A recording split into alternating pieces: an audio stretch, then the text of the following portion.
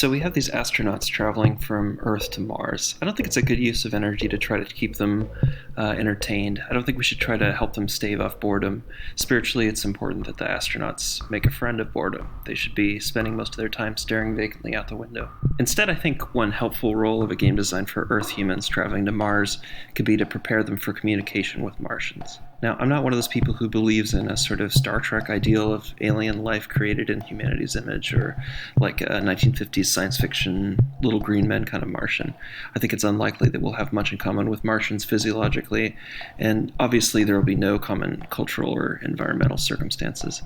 In fact, we don't know anything about the Martians at all right now. So in order to facilitate human-Martian communication and cooperation, we really need to kindle within these astronauts an open, exploratory, and playful approach to communication.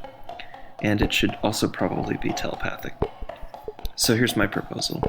Some advanced preparation is required, but nothing at the scale of launching human beings into space. Each astronaut is assigned an Earth city of roughly equal population. The city assignments won't be random or selected by the astronauts themselves, but instead made by a panel of cultural experts in collaboration with the astronaut's psychotherapist or spiritual leader or some family member. Though it may be difficult to achieve in this globalized, post-colonial kind of moment, we're looking for maximum cultural alienation between the astronaut and their assigned city. For several months before the launch, every inhabitant of each selected city keeps a dream journal. It's important to do this for several months because dream recall is a learned skill and it can take quite a while to pick up. During this time, dream journals will be analyzed and cataloged to create a database of symbols specific to the population. The symbols are organized and scored by rarity and complexity. From these probably hundreds of thousands of symbols, a deck of 2,000 cards is created. The symbols on these cards should be curated from the database according to rarity, so that common symbols comprise a majority of the deck, but some more rare selections are still included so that the dark corners of the population's unconscious imagination are still represented. Every night, a few hours before the astronaut goes to sleep, they draw 5 cards from their deck, then discard any 2 they please.